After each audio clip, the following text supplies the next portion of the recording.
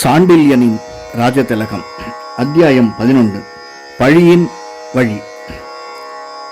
வடநாட்டு சக்கரவர்த்தியான ஹர்ஷவர்தனை தென்னாட்டில் அடியெடுத்து வைக்க முடியாமல் போரில் முறியெடுத்த மேலை சாளுக்கிய மாமன்னன் இரண்டாம் புலிகேசியின் மகனும் பல்லவர்களின் பரம வைரியும் பரம ரசிகன் என்று வடமொழி பாவலரால் பெரிதும் போற்றப் பெற்றவனும் 2 வாட்களை கரங்களில் ஏந்தி எதிரி ஒருவன் எதிரேன் என்ற சமயத்திலும் வாளிடம் கையை கொண்டு செல்லாமலே தனது பெயரை வெளியிட்டவனும் முதலாம் விக்ரமாதித்தனாக சாளுக்கியர்களுடைய மடிமுடியை தரித்தவனும் பல்லவ காஞ்சியை கைப்பற்றி இருப்பவனுமான விக்ரமாதித்ய சத்யாஸ்ரயனை கண்கொட்டாமல் சில வினாடிகள் பார்த்து கொண்டே நின்றான் பல்லவ இளவன்.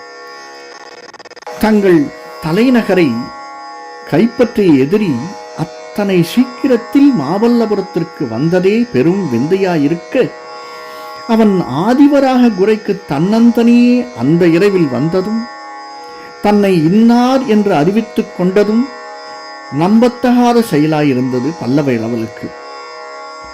அந்த எண்ணங்களின் விளைவாக அவன் சாளுக்கிய மன்னன் என்ற காரணத்தாலும் வியப்பினாலும் ஏற்பட்ட அதிர்ச்சி இளவனை ஆட்கொண்டிருந்த சமயத்தில் விக்ரமாதித்தன் அடுத்த பிரம்மாஸ்திரங்களையும் ஒன்றன் பின் ஒன்றாக தொடுத்து விட்டான்.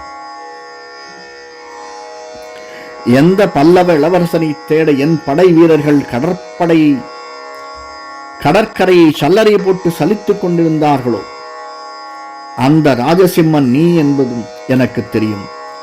உனக்கு சீன அரசகுல தோன்றல் ஒருவன் இணைபுரியா நண்பன் என்பதையும் கேள்விப்பட்டிருக்கிறேன்.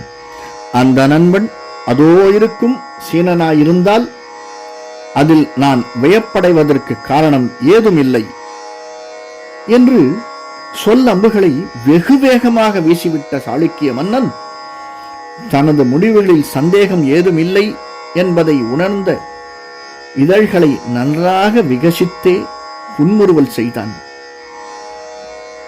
இதை கேட்ட ராஜசிம்மன் நீண்ட நேரம் பதிலேறும் சொல்லாமல் மௌனமே சாதித்தான். பிறகு மெல்ல கேட்டான், என்னை எப்படி அடையாளம் கண்டுபிடித்தீர்கள் என்று. விக்ரமாதித்தனுடைய ஈட்டி கண்கள் ராஜசிம்மனை ஏறெடுத்து நோக்கின. பிறகு அவன் இதழ்கள் விரிந்து உதிர்த்தன சொற்களை. புலி என்னதான் நரிவேடம் போட்டாலும் புலியின் சொரூபத்தை மறைப்பது கடினம், தவிர வேடமும் சரியல்ல என்று கூறினான் விக்ரமாதித்தன். வேடத்தில் என்ன குறை என்று வினவினான் பல்லவ இளவல் ஏதோ கேட்க வேண்டும் என்பதற்காக. நீ இட்டிருக்கும் திலகம் பரதவர் திலகம் அல்ல. பரதவர் வாளை பிடித்து பழக்கமற்றவர். நீ பிடித்திருக்கும் முறை வாட்களை ஏந்தி நிற்க எந்த பரதவனாலும் முடியாது. தவிர உன் காதில் வளையத்தில் உள்ள ஒரு கல்லுக்கு ஒரு சாம்ராஜ்யத்தையே வாங்கலாம். வேடம் தரித்தாய் ராஜசிம்மன், ஆனால் சரியாக தரிக்கவில்லை. அவசரத்தில் அவசியமான மாறுதல்களை செய்து கொள்ள மறந்து விட்டாய். அப்படியே சரியாக வேடம் போட்டாலும் என்ன பயன்? இதை சொன்ன விக்ரமாதித்தன் சற்று லேசாக நகைக்கவும் செய்தான். பயனில்லாமல் என்ன? எந்த வேடத்திற்குள்ளும் நீ மறைந்துவிட முடியாது ராஜசிம்மா. எந்த வேடத்தில் இருந்தாலும் உன் கண்கள் உன்னை காட்டிக் கொடுத்துவிடும். நீ நிற்கும் தோரணை உன்னை காட்டிக் கொடுத்துவிடும். உன் கையில் உள்ள வாள் காயத் தழும்புகள் உன்னை காட்டிக் கொடுத்துவிடும். வீரனான எவன் உடம்பிலும் தழும்புகள் இருக்கும். வீரனான எவன் கண்களிலும் தீட்சண்யம் இருக்கும். தீட்சண்யம் இருக்கலாம், அதிகார பார்வை இருக்காது. நிற்கும் தோரணை இருக்கலாம், அந்த தோரணையில் அலட்சியம் கலந்திருக்காது. வாட்புண்களின் வடுக்கள் தோற்பவனுக்கு மட்டுமுண்டு, வெற்றி அடைப்பவனுக்கும் உண்டு. முழங்கைக்கு மேல் போகாத வடுக்கள் வாள் சுழற்றுபவன் தற்காப்பு தன்மையை நிரூபிக்கிறது. இதை கேட்ட ராஜசிம்ம பல்லவனின் வியப்பு பன்மடங்கு அதிகப்பட்டது. இணையில்லா வீரனான விக்ரமாதித்தனின் ஆராய்ச்சி திறனை நினைத்து பிரமித்தான் பல்லவ இளவல். அவனை பற்றி பல்லவ ஒற்றர்கள் பாராட்டி சொன்ன மொழிகள் அனைத்தும் தவறில்லை என்பதை புரிந்து கொண்டான் ராஜசிம்மன். ஆயினும் ஒன்று புரியவில்லை அவனுக்கு. இந்த இரவில் எதற்காக விக்ரமாதித்தன் குகைக்கு வந்தான் என்ற கேள்விக்கு விடை காணாததால் அவன் நேரடியாகவே அதை அறிய முற்பட்டு, தாங்கள் பல்லவ காஞ்சிக்குள் நுழைந்து என்று துவங்கினான். அதை இடையிலேயே வெட்டிய விக்ரமாதித்தன், ஒரு நாள் ஆகிறது என்று முடித்தான் வாசகத்தை. அதற்குள் மாமல்லபுரம் வரவேண்டிய காரணம் என்று கேட்டான் பல்லவ இளவல். விக்ரமாதித்தன் உடனடியாக பதில் சொல்லவில்லை. எதையோ நினைத்து திணறுவதற்கு அறிகுறியாக அவன் முகத்திலும் லேசாக கடுமையுடன் மடிந்த இதழ்களிலும் தெரிந்தது. என் குல வைரிகள் இருவரில் ஒருவரை பார்க்க வந்தேன். ஒருவரை பார்த்ததில் இன்னொருவர் கலைத்திறனையும் கண்டேன் என்று கூறிய விக்ரமாதித்தனை ஷரேல் என்று திரும்பி தன் கையை எடுத்து ஆள்காட்டி விரலால் மகேந்திர பல்லவன் சிற்பத்தை காட்டினான். மேலும் சொன்னான், இந்த மகேந்திர பல்லவன் எங்கள் குல வைரி. இவன் காலத்திலேயே மாமல்லன் நரசிம்மவர்மன் பூசலை பெரும் போராக்கினான். எங்கள் நாட்டின் மீது போர் வெறி கொண்டு படையெடுத்தான். நாட்டை நாசப்படுத்தினான். பல இடங்களை கொளுத்தினான். வாதாபி அழிக்கப்பட்டது என்று அவன் குரலில் தொனித்த உஷ்ணத்தை கவனித்தான் ராஜசிம்மன். உங்கள் தந்தையும் கொல்லப்பட்டார் என்று சுட்டிக்காட்டினான். இதை கேட்டதும் விக்ரமாதித்தன் அதிகமாக கொதித்திடுவான் என்று ராஜசிம்மன் எதிர்பார்த்தால் ஏமாந்தே போனான். விக்ரமாதித்த சத்யாஸ்ரயனின் கண்கள் தந்தையின் பெயரை கேட்டதும் சாந்தி அடைவதைக் கண்ட பல்லவ இளவன் அதில் சிறிது பெருமிதம் துளிர்ப்பதும் புலனாயிற்று அவனுக்கு. விக்ரமாதித்தன் கம்பீரமாக நோக்கினான் பல்லவ இளவலை. ராஜசிம்மா, நீ வீரன், ஆனால் வாலிபன், உலக அனுபவம் இல்லாதவன். அரசகுலத்தார் போரில் மடிவதை பொருட்படுத்த மாட்டார்கள். என் தந்தையை நீ அறிய மாட்டாய். இந்த பாரத நாடு படைத்த உத்தம வீரர்களுள் ஒருவர் இரண்டாவது புலிகேசி சத்யாஸ்ரயர். வடபாரதம் முழுவதையும் வெற்றி கொண்டவனும் ரத்னாவளியின் ஆசிரியனும் வீரனும் கலைஞனுமான ஹர்ஷவர்தனன் தென்னாட்டை நோக்கி காலை எடுத்து வைக்க முற்பட்ட போது, எந்த மன்னனும் அவனை எதிர்க்க துணியாத போது போர்க்கொடி உயர்த்திய ஒரே மன்னன் புலிகேசி. யாரும் வெல்ல முடியாது என்று பெயர் வாங்கிய வடநாட்டு சக்கரவர்த்தியை தென்னாட்டில் காலை வைக்க முடியாமல் புறமுதுகிடச் செய்த ஒரே வீரன் சாளுக்கிய புலிகேசி. அந்த வீரன் வாதாபி போரில் மடிந்ததில் எந்த குறையும் இல்லை. போர்க்களத்தில் மடியும் வீரன் வீர சொர்க்கம் அடைகிறான், சொர்க்கத்திலும் கௌரவிக்கப்படுகிறான் என்று சாஸ்திரங்கள் கூறுகின்றன.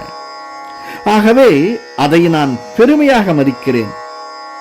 அதற்காக எந்த வைரமும் இல்லை எனக்கு பகைவர்களிடம். நரசிம்மன் நாட்டுக்கு விளைவித்த நாசம், அதனால் எங்களுக்கு ஏற்பட்ட அவமானம், இவற்றை சரிகட்டவே போர்க்கொடி உயர்த்தி இருக்கிறேன். அதற்காகவே பல்லவரை முறியடிக்க சபதம் செய்தேன். பல்லவர் வெட்கி தலைகுனியை செய்ய உறுதி பூண்டேன் என்றான். விக்ரமாதித்தனின் சொற்கள் ஒரே சீராகவும் உஷ்ணமேதும் இல்லாததை இருந்ததும் உதிர்த்ததை கண்டான் ராஜசிம்மன். அந்த மகாவீரன் சொல்வதை செய்ய வல்லவன் என்று திண்ணமாகவும் தெரிந்தது பல்லவ இளவலுக்கு. ஒருவேளை வாதாபி அழிவுக்கு பதிலாக அவன் காஞ்சியின் கலை செல்வங்களை அழித்தால் என்ன செய்வது என்று இயங்கினான். அது பற்றி எதிரியின் மனதை அறிய கேட்டான். பல்லவர்களை முறியடிக்கலாம், போரில் படைபலம் அதிகம் இருந்தால். ஆனால் அவர்கள் வெட்கி தலைகுனியச் செய்வது எப்படி சாத்தியம்? விக்ரமாதித்தன் சற்று நிதானித்தான். பதில் சொல்லும் முன்பு அவன் முகத்தில் சிந்தனை உலாவுவதும் புரிந்தது பல்லவ இளவலுக்கு. வாதாபியை நரசிம்மவர்மன் அழித்தான் என்று பழைய கதையை ஆரம்பித்தான் சிறிது சிந்தனைக்கு பிறகு. ஆம், பல்லவ இளவல் ஆமோதித்தான்.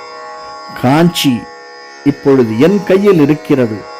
ஆம், அதை அழித்து பழி தீர்த்து கொள்ளலாம், செய்யலாம். ஆனால் பழி தீரும். ஆனால் பல்லவர் வெட்கப்படாதில் ஏதும் இருக்காது.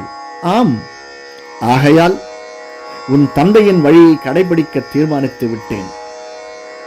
உன் தந்தை இஷ்டப்பட்டிருந்தால் காஞ்சியை காப்பாற்ற போரிட்டிருக்கலாம். போரிடவில்லை. காஞ்சியை விற்று அகன்று விட்டார். சாதாரண மனிதர் கண்களுக்கு இது கோழைத்தனமாக தோன்றும். ஆனால் சிந்திப்பவன் பெரும் தியாகத்தை பார்ப்பான் பரமேஸ்வரனுடைய செயலில் என்று சொல்லிக் கொண்டு போகையிலே விக்ரமாதித்தன் குரல் தழுதழுத்தது. அந்த தழுதழுத்த குரலில் மேலும் சொன்னான் விக்ரமாதித்தன், ராஜசிம்மா, உன் தந்தை காஞ்சியின் அழிவை விரும்பாததால் அதை விட்டு விலகினார். அந்த பெருந்தன்மையை அறிவாளிகள் பாராட்டுவார்கள். சிற்ப செல்வங்களையும் கோவில்களையும் காக்க தன்னை தியாகம் செய்த மன்னன் என்று அவரை வாழ்த்துவார்கள். காஞ்சியை நான் அழிப்பதன் மூலம் பரமேஸ்வரன் புகழ் ஓங்குமே தவிர அழியாது. ஆகையால் நான் காஞ்சியை அழிக்கப் போவதில்லை. சிற்பம் எதிலும் கலை அடையாளம் எதிலும் கை வைக்கக்கூடாது என்று உத்தரவிட்டிருக்கிறேன் படைகளுக்கு. வாதாபியை கைப்பற்றிய நரசிம்மன் நகரை நாசப்படுத்தினான், கலை பீடங்களை கொலை செய்தான். ஆனால் காஞ்சியை கைப்பற்றிய விக்ரமாதித்தன் காஞ்சியை அழிக்கவில்லை, பாதுகாத்தான் என்று வரலாறு சொல்லும்படி செய்துவிட்டேன். அழிவுக்கு பதில் அன்பையும் நாசத்துக்கு பதில் பாசத்தையும் சாளுக்கிய விக்ரமாதித்தன் பல்லவருக்கு தந்தான் என்று வரலாறு சொல்லும். இதைவிட பல்லவருக்கு அவமானத்தை விளைவிப்பது வேறு என்ன இருக்க முடியும்? இதை கேட்ட ராஜசிம்ம பல்லவன் வாயடைத்து நின்றான். பல்லவ குலத்தின் மீது அப்பொழுதே மாசு படிந்து விட்டது போல் தோன்றியது அவனுக்கு. அதை நிவர்த்தி கொள்ள நினைத்த பல்லவ இளவல், இந்த விரோதத்தை இந்த குகையில் முடித்துக் கொண்டால் என்ன என்று வினவினான் விக்ரமாதித்தனை நோக்கி. எப்படி? விக்ரமாதித்தன் குரல் வியப்பு ஒலித்தது. உங்களிடமும் வாழ் இருக்கிறது, என்னிடமும் வாழ் இருக்கிறது என்று சுட்டிக்காட்டினான் ராஜசிம்ம பல்லவன். போரிட இது சமயம் அல்ல. ஏன்? நீ என்னை கொன்றுவிட்டால் என் படைகள் காஞ்சியையும் கடல் மல்லையையும் நாசம் செய்துவிடும். அதை நான் விரும்பவில்லை. நான் உன்னை கொன்றுவிட்டால் திறமையான ராஜ சிற்பி ஒருவன் அழிந்து போவான். அதையும் நான் விரும்பவில்லை. தவிர போரிட இது இடமும் இல்லை. நான் உன்னை சந்திப்பதானால் போர்க்களத்தில் சந்திக்கிறேன் என்று கூறிய விக்ரமாதித்தன் குகைக்குள்ளே விழுந்து வெளியே வந்தான். பிறகு, சித்ரகாந்தா என்று குரல் கொடுத்தான் பெரிதாக. எதிரி குரல் கொடுத்ததை கண்ட பல்லவ இளவல், ஓஹோ, இவ்வளவுதானா உன் வீரம்? உதவிக்கு ஒருவனை மறைத்து வைத்து விட்டா வீரம் பேசுகிறாய் என்று உள்ளூர எண்ணினான். அந்த எண்ணம் பறந்தது. அடுத்த வினாடி மறைவிலிருந்து ஓடி வந்த சித்ரகாந்தனை பார்த்த பல்லவ இளவல் வியப்பின் உச்சியை அடைந்தான். சித்ரகாந்தன் நடத்தை பிரமிப்பையும் அளித்தது பல்லவ இளவலுக்கு.